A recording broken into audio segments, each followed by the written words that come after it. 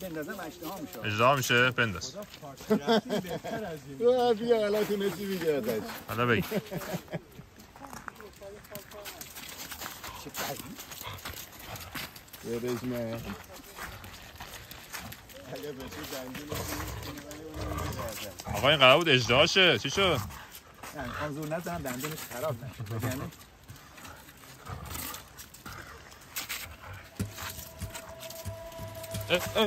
اجرا رو برد.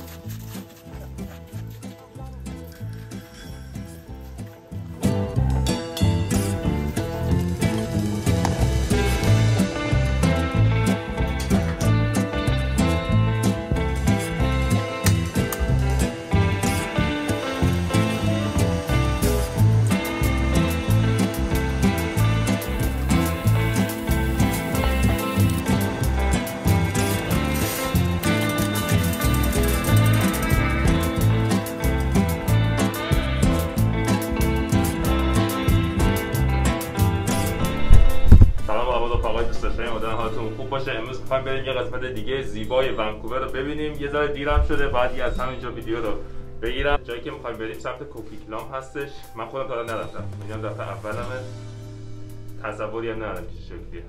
بریم ببینیم که امروز برام چه پیش میاد. امروز بعد از روز سومی هستش که بارون نمیاد. بارشه. سلام اینجا.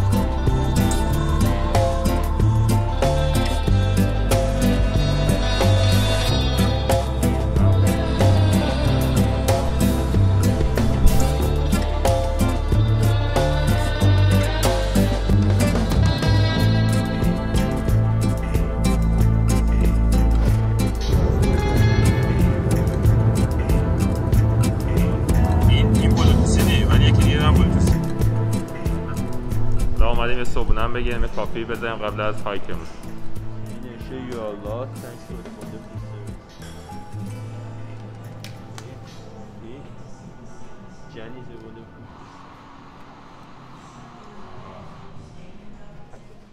آقا این از کافی بزنیم بریم.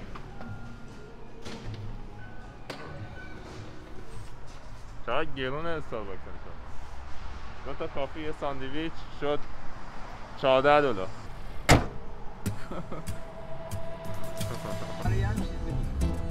بعد برای سامورایی همه جا ژاپنه حتی تو مه. آقا ما رسیدیم به اول هایکمون. کلا تو مه اینجا یه مقدار ارتفاع گرفتیم، اومدیم داخل مه بریم بالا ببینیم که مهمون بیشتر میشه یا نه. امروز روز 4میه که ونکوور بارون نمیاد. قبل اون یه 4-5 روزی هم مدام بارون اومده. هوا هم خیلی گرمه. امروز 15 ژانویه است ولی هوا 12 درجه بالای صفره. تا هفته قبل یه مقدار برف و اینا روی زمین بود ولی الان برف هم دیگه نیست. صدای تیراندازی میاد جا. احتمالاً اینجا باشگاه تیراندازی چیزی باشه. دارن تمرین میکنن. چی همین؟ قبله؟ صلیب زدن احتمالاً اینجا قبلی باشه. برایان قبل برایان جای خوبی.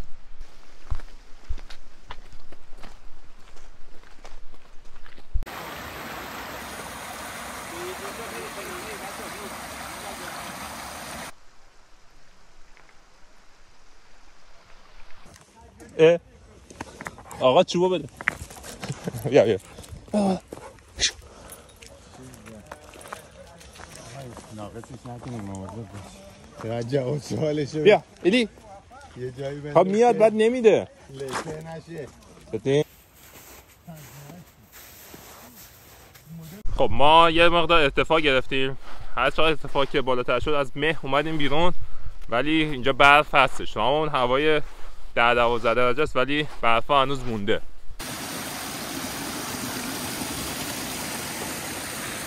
آقا فردا قرار شد بریم گراس ماونتین. گراس ماونتین یه جاییه که به من گفتن که تیکت ونکوور رو اگه نرفته باشی گراس ماونتین نزدی، یعنی انگار ونکوور نیومدی. حالا امین خان قول دادن که فردا بریم گراس ماونتین. علی آقا دیگه روز آخره. دیگه اصلا آقا یه چیزی که برای من خیلی جالبه اینه که اینجا هم که باز اومدیم خیلی متفاوته با جاهای قبلی که اومدیم. البته هفته قبل برف و اینا بود درسته، ولی به هر حال الان این چیزی که می‌بینن این پوشش گیاهی که هست خیلی متفاوته با چیزی که هفته قبل بود. بله خیلی که اینم متفاوته. قشنگه. استاد نظر شما چیه؟ بله خیلی متفاوته. شما که بچه ناف به ونکووری از نظرات مختلف متفاوته. متفاوته؟ بله راضی شما حالا؟ بله بسیار عالی. بله. چه صبحی بهتر از این؟ چه صبحی بهتر از این. الان در کنار لیدر گروه هستیم آقا مسعود عزیز. آقا مسعود دست شما درد نکنه اولا، بعد که الان کجا داریم میریم؟ خواهش میکنم. داریم میریم کوکیکلام لیک ویو، بالای کوه. 3-4 تا مسیر داره، راههای رسیدن به قله بسیار است. از ونکوور چه راه اینجا؟ از ونکوور فکر کنم 30 کیلومتر هست تا اینجا تا کوکیکلام. بعد آبشارهای زیادی داره. چیزی که من اینجا خیلی خوشم میاد ازش چون درخت زیاده، وقتی بارون و برف هست زیاد اذیت نمیشی. برای استارت تریلای بهتری از اینی هست که میتونن ازش شروع بکنن. عالی. حتما. دستت درد نکنه آقا. سلام همگی، امیدوارم که حالتون خوب باشه. خیلی جای همه خالیه اینجا، واقعا هوا فوق العاده عالیه. حالا نمیدونم علی آقا چقدر براتون گفته، ولی کانادا خب عموما همه جاش سرده و بجز این ساحل های غربی استثناً چند تا شهر معدودی مثل ونکوور، ویکتوریا هوای خیلی معتدل دارن، چسبیدن به اقیانوس آرام. آره اقیانوس آرام. و این موقع سال الان 15 ژانویه است، وسط زمستون. نمیدونم ایران فکر کنم میشه دی بهمنی حدودا.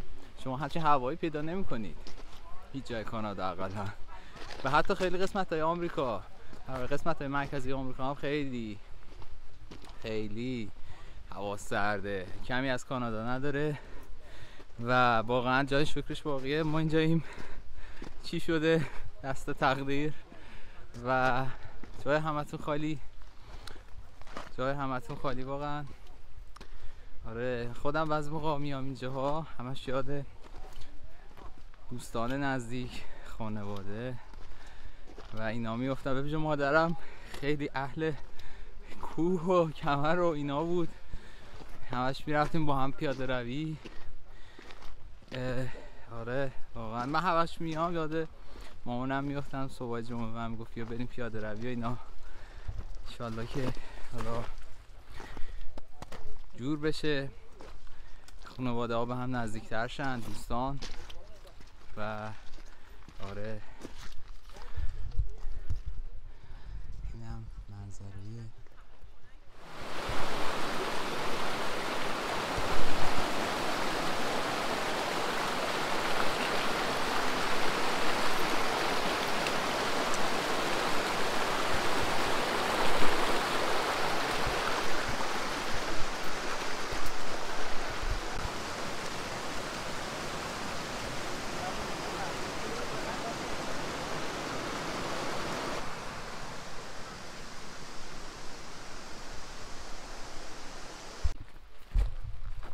خب الان حدود یه ساعتی هست تو مسیریم، هوا گرم شد، یه عرق کردم، من مجبور شدم دیگه حالا این کاپشن سبکی هم که داشتم در بیارم، ولی یه دستکشی بپوشیم. خوبه دیگه، برف هست ولی سرد نیست، این بهتر. آدم دیگه چی میخواد؟ دارم فکر میکنم که بلیطمو کنسل بکنم بمونم یه مقدار بیشتر ونکوور بمونم. الان دمای هوا اینجا درسته که 10-12 درجه بالای صفره، ولی تورنتو 20 درجه زیر صفره، دیشب 30 درجه زیر صفر بود. یعنی قطعا نمیتونی با تیشرت بری بیرون بچرخ.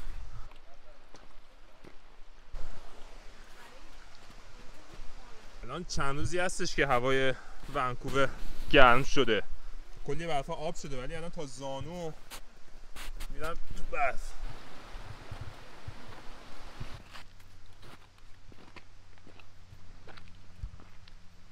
حالا توی مسیر یه سری هستن با شلوارک و تیشرت میان، یعنی اصلا میان میدوئن، ورزش میکنن.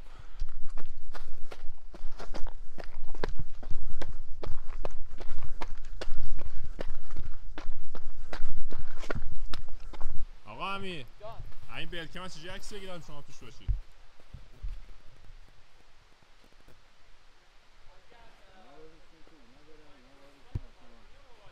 سجاد بخند بیشتر بخند بیشتر خوب شد.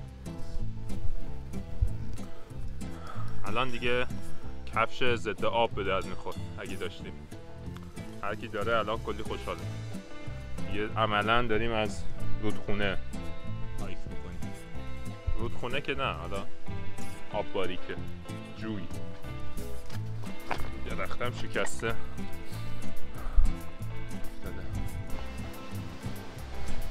رسیدیم به یه آبشار قشنگ. رنگ آبم سفیده، یعنی فکر کنم بهش میگن میلک واتر یا میلکی واتر که آب شیری هستش. بعد به خاطر همینه که از این همین برفا که آب میشه رنگش سفید میمونه.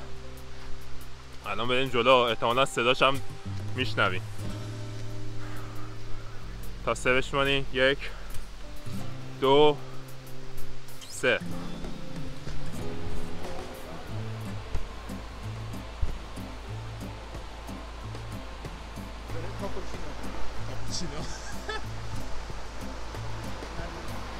همه جا اونا چی بودون کفا که دیدیم کاپوچینو؟ بله، بر اساس دیده ها و شنیده ها و نقد های سینه به سینه افراد لوکال و ایندیژینیز، این کفا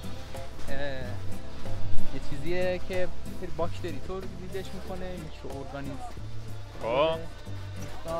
و فقط در اثر جوش و خروش آب به وجود نمیاد و اینا بر اساس سری فعالیت شیمیایی طبیعیه که اون باکتریا.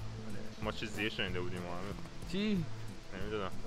اونایی که میرن بالا خسته میشن. خب حالا ما رسیدیم جایی که باید تصمیم بگیریم که کدوم وری بریم. بذاریم که اساتید چه تصمیمی میگیرن کدوم وری بریم. آقا سجاد کدوم وری بریم؟ آره این وری بریم. اون وری چه اون وری؟ همه این وری رفتم، ما هم این وری بریم. اومدی؟ از این ور اومدی. این ور؟ آره. چی خوردی؟ بهتون چی دادن تو مسیر؟ پرتقال دانزانتان. همامش وظیفه. پیس. بگو سابسکرایب کنم. سابسکرایب کنین. هم منو سابسکرایب کنین، هم اونو سابسکرایب. تو هم اگه داری. آقا یخ کردیم. ما الان 2 دقیقه است وایسادیم اینجا. کفشام همه خیس. یعنی از هر 3 تا سفارش دارم فکر میکنم که کاپشن رو بپوشیم دیگه آقا. داره سرد میشه. همه فقط دارن که علی آقا در حال انرژی گرفتن. علی آقا انرژی بگیر. انرژی میگه. بریم میراده با CLBT. خب الان این تاپه فکر کنم یه آخره دیگه، رسیدیم به جایی که باید برسیم. ویو پوینت که هست. گیم آف ترونز هم اینجا داشته جنگ می‌کردن ها. چند تا مصدوم دادیم. کفشاشون خیس شده بود دیگه نمیتونستن ادامه بدن. خب ببینیم استاد چی کشف کردن. یکی از کشفیات جدید. من بودم ولی دقت نکرده بودم، هیچ ترای نکردم که دست بزنی یه چربی خاصی داره. دفنی میگو. ببین دقیقاً این مشخصه که این تجزیه یه چیزی مثل چوب و اینا بوده و خیلی چربه. بو میده. چوبه. دقیقاً تجزیه چوبه که تجزیه شده. بوی صمغه گل میده. صمغه یا مثلا شیره درخت میده. خب تجزیه شده. که خیلی خودم شخصا دوست دارم ولی چون نمیتونم توضیح بدم. بویی که درختای سرو داره. خب و این البته نمیدونم درخت سرو کازه چیه ولی یه بویی میده شبیه رزماریه. بذار ببینم. آره شما ترای کن. من این بو خیلی حتی من رزماری نمیدونم چه بویی میده ولی بذار ببینم بو میده.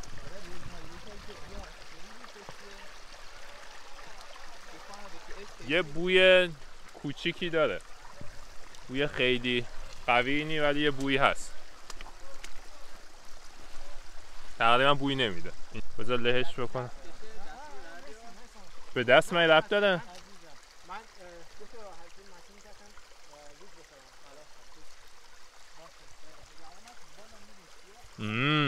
الان بوش اومد. آره بوی خوبیه.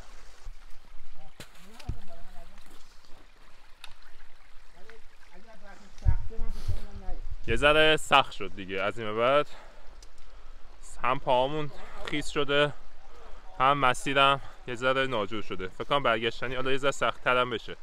اگه بخوایم همین مسیر رو برگردیم که باید همین مسیر رو برگردیم، مسیر دیگه ای نیست. کلا مسیر هایک نیست، چون که این وسط افتادیم آبه یه ذره اذیت میکنه. اینجا به یه قسمتی رسیده بودیم که داشتیم تصمیم گرفتیم که ادامه بدیم یا برگردیم. یه ذره سخت‌تر شدش مسیر هی، ولی تصمیم گرفتیم به هر حال بریم بالا. داریم میریم بریم بالا برسیم. بعد دیگه پاهمون انقدر خیس شد دیگه کلا دیگه بی خیالش شدیم. حالا من خودم دیگه بی خیال شدم، دیگه کامل راحت میذارم توی آب دیگه پایی که خیس شده دیگه بدتر از این که نمیتونه بشه. اینجوری بکنم دردش کمتره تا اینکه بخوای هی حساس باشی پامون نذارم تو آب. دیگه میذاریم میره. حالا الان که دیگه اینجوری، حالا بریم یه جا وایسیم استراحت کردنی هم ببینیم همین نظر داریم یا نه.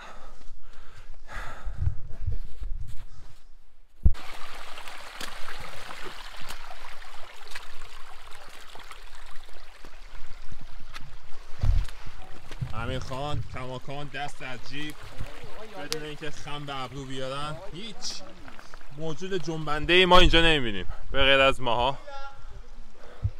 هیچکی نیست انصافا، یعنی فقط ما داریم میریم. نه کسی داره برمیگرده نه کسی داره میره. چند نفری که دیدیم پایین بودن، اینجا هیچکی رو ندیدیم. الان دیگه این مسیر رودی هم که بود، حالا جوی رود هر چی که هست اونم تمام شد دیگه. از این به بعد بازم یه مرحله سخت‌تر میشه، ولی به ما قول دادن که چیزی نمونده، داریم میرسیم. گفتن که اونجاست. حالا کجاست باید بریم دقیق ببینیم، ولی چیزی نمونده طبق چیزی که اساتید میگن. یه ساعت پیش هم میگفتن چیزی نمونده. بشکنشون آقا، هر کی باید شاخ شد بشکنشون. نه آقا شوخی کردم. آب میذارم آب ازش میریزه. خب ما تصمیم گرفتیم که دیگه ادامه ندیم، تا همینجا که اومدیم دیگه برگردیم یه مقدار اینجا استراحت بکنیم، 10 دقیقه یه روبی یه ذره غذا بخوریم، انرژی بگیریم، بعد مسیر رو همینو برگردیم. مسیر برگشت شاید یه ذره سخت‌تر هم بشه، ولی تا همینجا کیفش هم کردیم دیگه. بس تا الان 4 کیلومتر اومدیم. 4 کیلومتر من حدوداً یه ذره نیم کیلومتر شاید دیرتر ساعتم زدم، 4.5 کیلومتر تقریبا اومدیم. 2 ساعت و 20 دقیقه طول کشیده. نیم ساعت هم دیرتر باز زدم، تقریبا 2 ساعت و یه ذره کمتر از 3 ساعت اومدیم. 3 ساعت هم باید برگردیم همین مسیر رو. حمید جون دمت گرم. سوخت موشکه یا سوخت بونورده؟ عالیه، نجاتمون داد. آووکادو خرما نیمرو. آووکادو حرف نه. آووکادو رو علی آقا ما رو مساعد کردم، ساقیه اول ما علی آقا راضی که ها؟ عالیه. نه آووکادو اصلا یه چیز خیلی عجیبیه که چربه ولی آدم‌ها خیلی نمیندازه، روزتون میسازه کلا واقعا. یه راهکاری برای پاهای یخ زده این هستش که یکی از همنوردان به من اینو داد، بذاریم تست بکنیم ببینیم که جواب میده یا نه. قراره که گرم بکنه. خب چجوری باید استفاده کنیم؟ اول میگن که باید بازش بکنیم. اول بازش میکنیم. کوکیتلام لیک که هست، بعد سایپرس لیک هست، 2-3 تا تریل مختلف بهش میکنه. بعد تکونش میدیم. آره همینجوری. اینا مزیت میکنه. چقدر؟ آب و چاقو. 2 دقیقه؟ 1 دقیقه؟ نمیشه تو کفشش بذاره اونجا تکون بخوره. واکنش الان شروع شده. چی شروع شده؟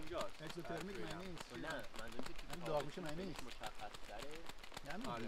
خب بذار همزمان میخوام کفشم در بیارم. واکنش شروع میشه. میخوره به هم بکنم. فکر کنم هواه چون من اینجا به هم میخورده.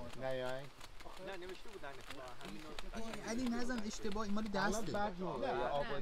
این مال دسته. دست باشه راحت تره. آره فرقی دست باشه. بندازم همین زیر جوراب چیزم دیگه، کف پا. بارونم خوردن خیس بذار که انگشتات از همه سر کردم. آها اوکی. گوش نری که کف باز شد. خب از ما گفتن یعنی بالای پا اینجا. آره. خب چند شد؟ 1 دقیقه؟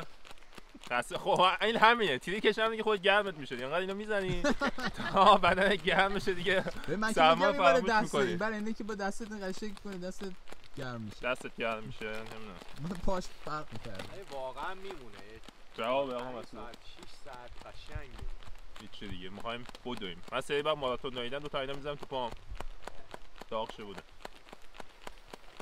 من رفتم خونه یادم رفته بود تو جیبم بود. درش آوردم تو خونه باز گرم بود.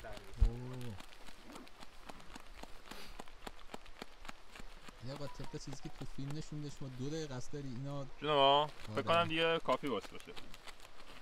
خب اینو میذاریم روی پا نه زیر پا. بعد گرم میکنه. بعد که گرم بکنه من قول دادن که گرم بکنه. این احتمالا اگه هوا درست بعدا به مالش گرم میشه. ما درست نمی‌اومدیم. تجربه اینجا خودش رو نشون میده.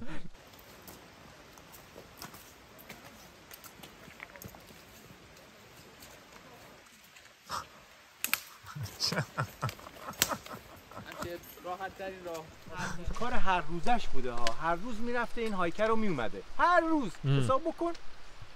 این یک روزه که تنها میره پاش پیچ بخوره میره توی دره. باز نمیتونه در بیاد از اونجا. مشکلش این بوده. دیگه پا آسیب دیده نمیتونسته بیاد بالا. اینقدر تلاش میکنه انرژی هدر میره. بارون میاد دیگه هاپیترما میگیره و فوت میکنه. کسی هم نبوده کمکش هیچکی نبوده. تلفنم که نبرده بوده البته چون اونجا اصلا رسپشن نداشته. برای همین اصلا توصیه تنها های کردن به قوی ترین آدم هم نمی کنم واقعا. اتفاق یک بار میفته. دیگه تو مسیر برگشتیم قسمت سخت رو اومدیم. الان اینجا دیگه صاف شد مسیر. آب هست ولی دیگه خیلی اهمیتی نمیدیم به آب. پامون کامل خیس شده.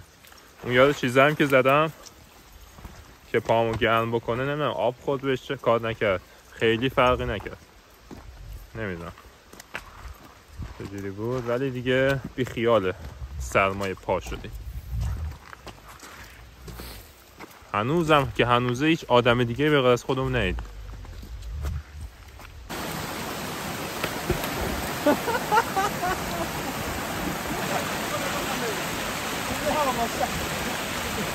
منینگ پارک با گروه رفتیم. ما که رسیدیم یک هفته بود یک نفر میسینگ شده بود با هلیکوپتر و این ور اون ور دنبالش میگشتن. ما هم والنتیر شدیم بریم بگردیم راه رو. رفتیم خب آبیستی برف اومده بود پیدا نشد. یک سال بعد امسال پیداش کردن که برفا آب شده بود. امسال تونستن پیداش کنن. یکی از مهمترین قانونهای هایک کردن میگن اینه که باید به کسی بگی که کجا داری میری. کسی باید بدونه که کجا داری میری حداقلش. منطقیه. بعد آقا مثلا کسی هم بوده که مثلا با حیوانی چیزی مثلا کشته بشه؟ حتما شده ولی لیتلی تو چند سال اخیر من نشنیدم. من همین توی تابستون گذشته حداقل فکر میکنم که 6 بار خرس دیدیم توی هایکا. خرسایی که توی بیسی هستن مثلا محدود خرس سیاه هستن. زیاد خشمگین نیستن زیاد مگر اینکه اپروچشون بکنید و الا نه من نشنیدم تا حالا مخصوصا با خرس و اینا. اصلا بوده اینجا که 10 متری ما قشنگ رفته اصلا کاری به ما نداشته اصلا. چه فصلی بیشتر هستن خرسا؟ تابستون. از می تقریبا دیگه شروع میکنن. البته اینجا دیگه اپریل دیگه هوا که خوب میشه کم کم اینا با کاغذاشون میان بیرون. با بچه‌هاشون میان بیرون. حالا آقا مثلا یه سوال فنی دارم. ما اگه یه حیوانی ببینیم مثلا یه خرسی ببینیم باید چیکار کنیم؟ حالا همین الان یه خرسی مثلا دیدیم. من اسپری دارم همراهم همیشه. اگر حمله بکنه از 10 متری میتونه اسپری بکنی که اسپری فلفل هست. بعد اونو میتونی اگر نزدیک باشه اگر نه باید وایستی. اصلا هیچ موشنی از خودت نشون ندی. وایستی که اون بره. شده همین تابستون گذشته توی کرانچ توی همجا کوکویکلام یه جایی هست، پله هایی هست 300 400 تا که مردم اونجا ورزش میکنن. خرسه اومده، اگر گوگل کنی احتمالاً عکسش هم میبینی. خانومه وایستاده اینطوری دقیقاً وایستاده، خرسه اومد قشنگ بو کرد این ساق پاشو راش ادامه دار رفت. ولی خانومه دقیقاً اینجوری وایستاد استیل. آسون هم نیستا. نه اصلاً. ولی این چون بدویی احتمالی که دنبالت بکنه هست، گرچه که میگم خرسای سیاه اینجا زیاد خطرناک نیستن. گریزلی اون قهوه‌ای ها هستن که خیلی خطرناکن، اونا هم شمال بیسی و شمال کانادا زیاد هستن. این هم از برنامه امروزمون. دیگه برنامه تقریبا به پایان رسیدیم کنار ماشینمون توی این فضای مه‌آلودی که شروع کرده بودیم.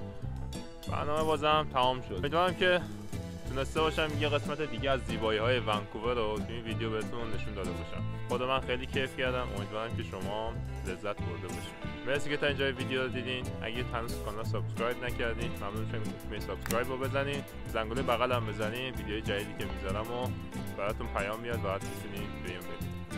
توی ویدیو بعدی نمیدونم کجا، ولی دوست دارم که اونجا با من باشید. دارم میام.